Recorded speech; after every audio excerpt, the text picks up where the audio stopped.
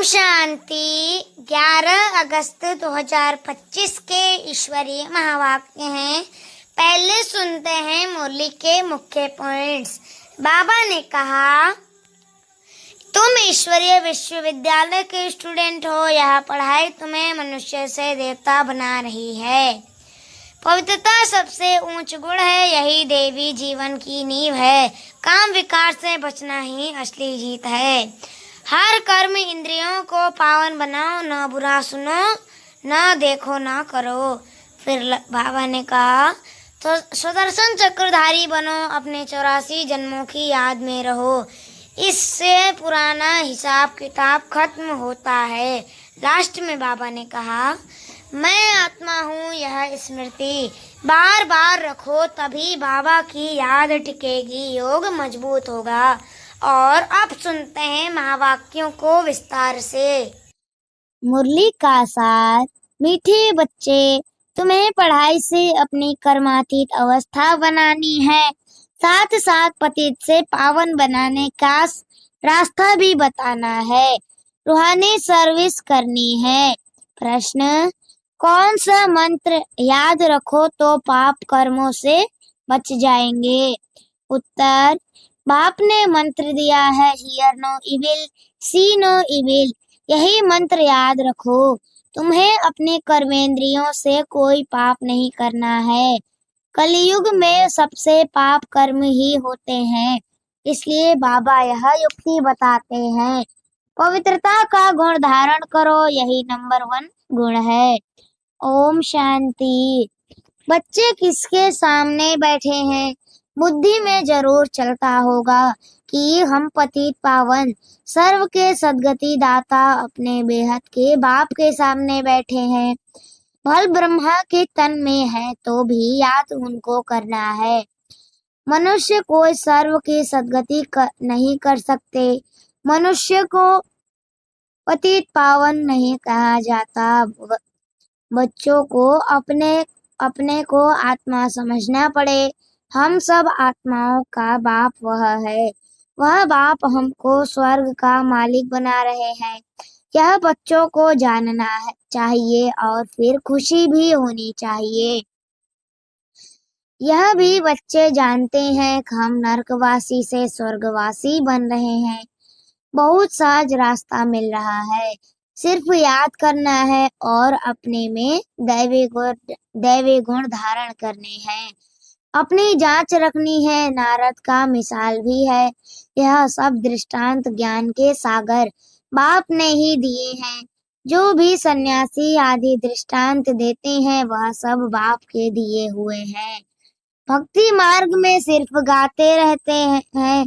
कछुए का, सर्प का, भ्रमरी का दृष्टांत देंगे, परंतु खुद कुछ भी नहीं कर सकते। बाप ने दिए हुए दृष्टांत भक्ति मार्ग में फिर रिपीट करते हैं। भक्ति मार्ग है ही पास्ट का। इस समय जो प्रैक्टिकल होता है उसका फिर गायन होता है। भल देवताओं का जन्मदिन अथवा भगवान का जन्मदिन मनाते हैं, परंतु जानते कुछ भी नहीं है। अभी तुम समझते जाते हो। बाप से शिक्षा लेकर पतित से पावन भी बनते हो और पतितों को पावन बनने का रास्ता भी बताते हो। यह है तुम्हारी मुख्य रूहानी सर्विस। पहले पहले कोई को भी आत्मा को ज्ञान देना है। तुम आत्मा हो, आत्मा का भी किसको पता नहीं। आत्मा तो अविनाशी है। जब समय होता है आत्मा शरीर में आकर प्रवेश करती है तो अपने को घड़ी घड़ी आत्मा समझना है। हम आत्माओं का बाप परमपिता परमात्मा है, परम टीचर भी है। यह भी हरदम बच्चों को याद रखना चाहिए। यह भूलना नहीं चाहिए। तुम जानते हो अब वापिस जाना है। विनाश सामने खड़ा है। सतयुग में दैवी परिवार बहुत छोटा होता है। कलयुग में तो कितने ढेर मनुष्य हैं। अनेक धर्म, अनेक मतें हैं। सतयुग में यह कुछ भी होता नहीं। बच्चों को सारा दिन बुद्धि में यह बातें लानी है। यह पढ़ाई है ना। उस पढ़ाई में तो कितने किताब आदि होते हैं। हर एक क्लास में नए नए किताब खरीद करने पड़ते हैं।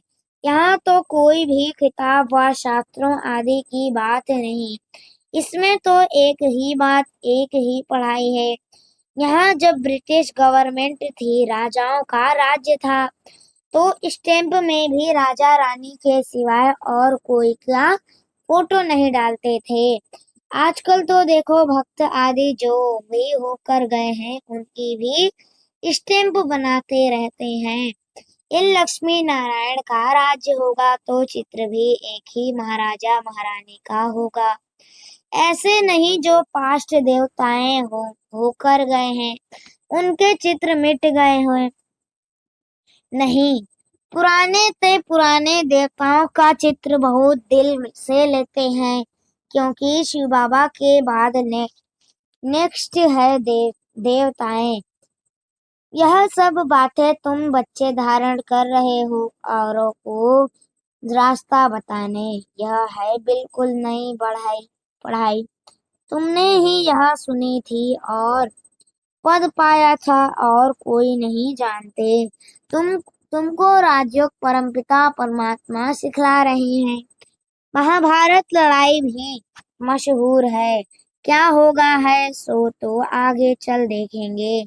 कोई क्या कहते दिन प्रतिदिन मनुष्यों को टच होता जाता है। कहते भी हैं वर्ल्ड वार लग जाएगी। उससे पहले तुम बच्चों को अपनी पढ़ाई से कर्मातीत अवस्था प्राप्त करनी है। बाकी असुरों और देवताओं की कोई लड़ाई नहीं होती है। इस समय इस समय तुम ब्राह्मण संप्रदाय हो जो फिर जाकर दैवी संप्रदाय बनते हो, इसलिए इस जन्म में दैवी गुण धारण कर रहे हो। नंबर 1 दैवी गुण है पवित्रता का। तुम इस शरीर द्वारा कितने पाप करते आए हो। आत्मा को ही कहा जाता है पाप आत्मा। आत्मा इन कर्मेंद्रियों से कितने पाप करती रहती है। अब हियर नो इविल किसको कहा जाता है? आत्मा को। आत्मा ही कानों से सुनती है। बाप ने तुम बच्चों को स्मृति दिलाई है कि तुम आदि सनातन देवी देवता धर्म वाले थे। चक्र खाकर आए, अब फिर तुमको वही बनना है। यह मीठी स्मृति आने से पवित्र बनने की हिम्मत आती है। तुम्हारी बुद्धि में है हमने कैसे 84 का पाठ बजाया है। पहले पहले हम यह थे, यह कहानी है ना। बुद्धि में आना चाहिए। 5000 वर्ष पहले हम सो देवता थे। हम आत्मा मूल वतन की रहने वाली हैं। आगे यह जरा भी ख्याल नहीं था। हम आत्माओं का वह घर है, वहां से हम आते हैं पाठ बजाने। सूर्यवंशी चंद्रवंशी बने। अभी तुम ब्रह्मा की संतान ब्राह्मण वंशी हो। तुम ईश्वरीय औलाद बने हो। ईश्वर बैठ तुमको शिक्षा देते हैं। यह सुप्रीम बाप, सुप्रीम टीचर, सुप्रीम गुरु भी है। हम उनकी मत से सब मनुष्यों को श्रेष्ठ बनाते हैं। मुक्ति जीवन मुक्ति दोनों श्रेष्ठ है। हम अपने घर जाएंगे, फिर पवित्र आत्माएं आकर राज्य करेंगी। यह चक्र है ना, इसको कहा जाता है स्वदर्शन चक्र। यह ज्ञान की बात है। बाप कहते हैं तुम्हारा यह सुदर्शन चक्र रुकना नहीं चाहिए। फिरते रहने से विकर्म विनाश हो जाएंगे। तुम इस श्रावण पर जीत पा लेंगे। पाप मिट जाएंगे। अब स्मृति आई है सिमरण करने के लिए। ऐसे नहीं माला बैठ सिमरण करनी है। आत्मा के अंदर ज्ञान है जो तुम बच्चों को और भाई बहनों को समझाना है। बच्चे भी मददगार तो बनेंगे ना। तुम बच्चों को ही सुदर्शन चक्रधारी बनाता हूँ। यह ज्ञान मेरे में है, इसलिए मुझे ज्ञान का सागर मनुष्य सृष्टि का बीज रूप कहते हैं। उनको भगवान कहा जाता है। देवी देवता धर्म का बीज शिव बाबा ने ही लगाया है। अभी तुम देवी देवता बन रहे हो। यह सारा दिन सिमरन करते रहो, गीत रहो तो भी तुम्हारा बहुत कल्याण है। दैवी गुण भी धारण करने हैं, पवित्र भी बनना है। स्त्री पुरुष दोनों इकट्ठे रहते हैं, पवित्र बनते हो, ऐसा धर्म तो होता नहीं। निर्वृत्ति मार्ग वाले तो वह सिर्फ पुरुष बनते हैं। कहते हैं ना, स्त्री पुरुष दोनों इकट्ठे पवित्र रह नहीं सकते। मुश्किल है, सतयुग में थे ना। लक्ष्मी नारायण की महिमा भी गाते हैं। अभी तुम जानते हो बाबा हमको शूद्र से ब्राह्मण बनाए, फिर देवता बनाते हैं। हम ही पूज्य से पुजारी बनेंगे। फिर जब वह मार्ग में जाएंगे तो शिव का मंदिर बनाए पूजा करेंगे। तुम बच्चों को अपने अपने 84 जन्म का ज्ञान है। बाप ही कहते हैं तुम अपने जन्मों को नहीं जानते हो। मैं बताता हूँ, ऐसे और कोई नहीं जानते हैं, मैं बताता हूँ। ऐसे और कोई मनुष्य कहा न सके तुमको। अब बाप सुदर्शन चक्रधारी बनाते हैं। तुम आत्मा पवित्र बन रही हो, शरीर तो यहाँ पवित्र बन न सके। आत्मा पवित्र बन सकती है, आत्मा पवित्र बन सकती है। तुम आत्मा पवित्र बन रही हो, शरीर तो यहाँ पवित्र बन न सके। आत्मा पवित्र बन जाती है तो फिर अपवित्र शरीर को छोड़ना पड़ता है। सब आत्माओं को पवित्र होकर जाना है।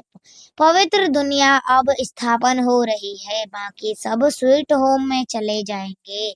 यह याद रखना चाहिए। बाप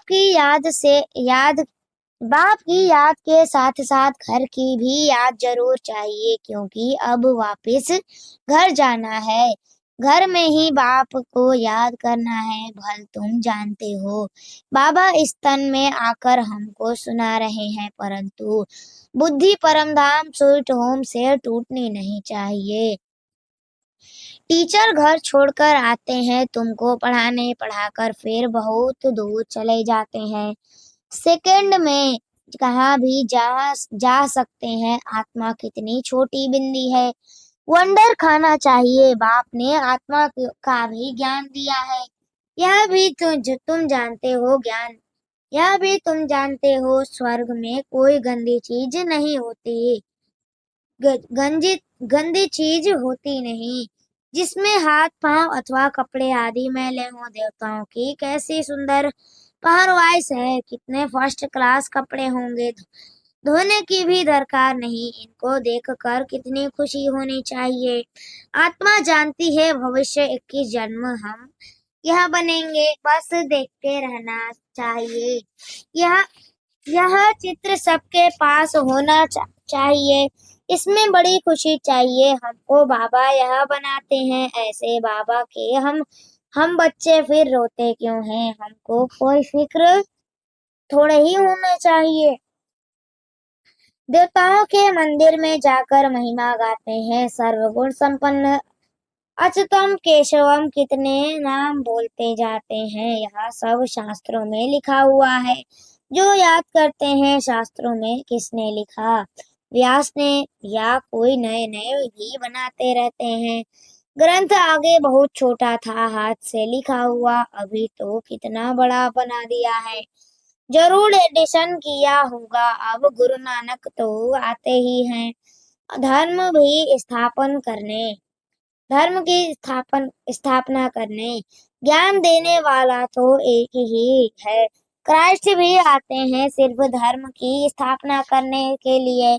जब सब आ जाते हैं फिर तो वापिस जाएंगे। घर भेजने वाला कौन क्या क्राइस्ट नहीं? वह तो भिन्न नाम रूप में तमो प्रधान अवस्था में है। सतो रजो तमो में आते हैं। हाँ, इस समय सब तमो प्रधान है। सबकी जड़ी भूत अवस्था है ना। पुनर्जन्म लेते लेते इस समय सब धर्म वाले आकर तमो प्रधान बने हैं। अब सबको वापस जाना है जरूर। फिर से यह फिरना चाहिए। पहले नया धर्म चाहिए जो सतयुग में था। बाप ही आकर आदि सनातन देवी देवता धर्म की स्थापना करते हैं। फिर विनाश भी होना है। स्थापना, विनाश, फिर पालना। सतयुग में एक ही धर्म होगा, यह स्मृति आती है ना। सारा चक्र सारा च, ये- सारा चक्र सारा चक्र स्मृति में लाना है। अभी हम 84 का चक्र पूरा कर वापिस घर जाएंगे। तुम बोलते चलते सुदर्शन चक्रधारी हो, वह फिर कहते कृष्ण को सुदर्शन चक्र था, उस उनसे सबको मारा। अ- अकासुर बकासुर आदि के चित्र दिखाए हैं, परंतु ऐसी कोई बात है नहीं। तुम बच्चों को भी सुदर्शन चक्रधारी बनकर रहना है, क्योंकि सुदर्शन चक्र से तुम्हारे पाप करते हैं आसुरीपन खत्म होता है। देवताओं और असुरों की लड़ाई तो हो न सके। असुर हैं कलयुग में, देवताएं हैं सतयुग में, बीच में है संगम युग। शास्त्र है ही भक्ति मार्ग के, ज्ञान का नाम निशान नहीं। ज्ञान सागर एक ही बाप है। ज्ञान सागर एक ही बाप है सबके लिए। सिवाय बाप के कोई भी आत्मा पवित्र बन वापिस जा नहीं सकती। पाठ जरूर बजाना है तो अब अपने 84 के चक्र को भी याद करना है। तो हम अभी सतयुगी नए जन्म में आ जाते हैं। ऐसा जन्म फिर कभी नहीं मिलता। शिव बाबा, फिर ब्रह्मा बाबा, लौकिक पारलौकिक और यहाँ है अलौकिक बाबा। इस समय की ही बात है, इनको अलौकिक कहा जाता है।